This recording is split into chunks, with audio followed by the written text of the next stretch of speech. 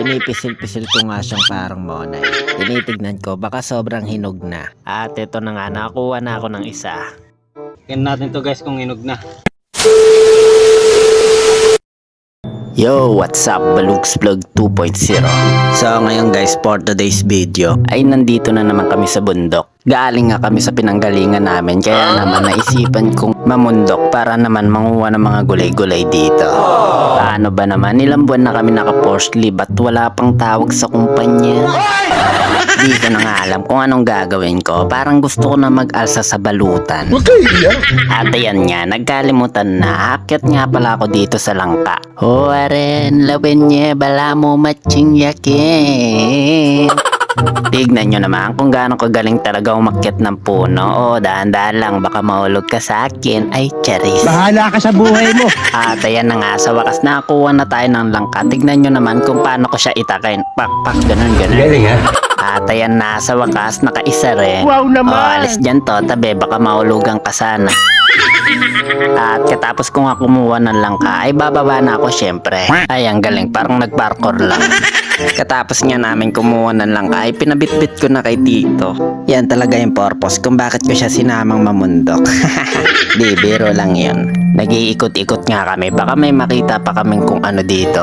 At hindi nga ako nagkamali dahil mula sa kalayuan ay nakita namin tong hagod. Wow naman! Pero di na namin kinuha kasi lilimang piraso lang.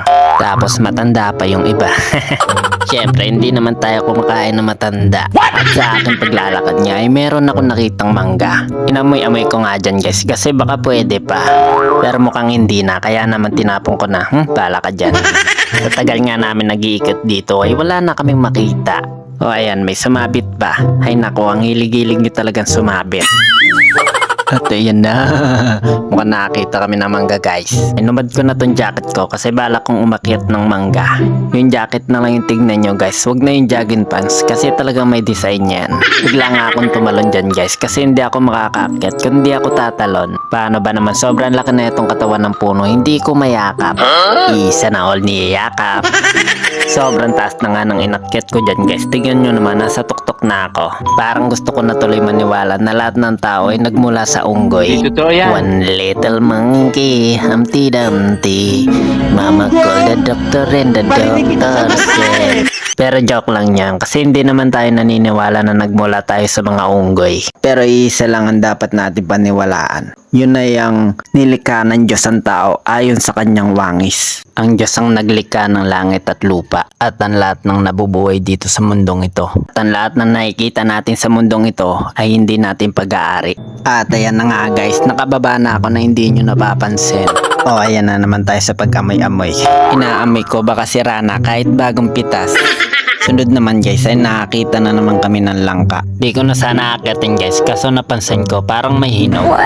Pinipisil-pisil ko nga siyang parang monay. Tinitignan ko baka sobrang hinog na. At ito na nga, nakakuha na ako ng isa. Tingnan natin to guys kung hinog na.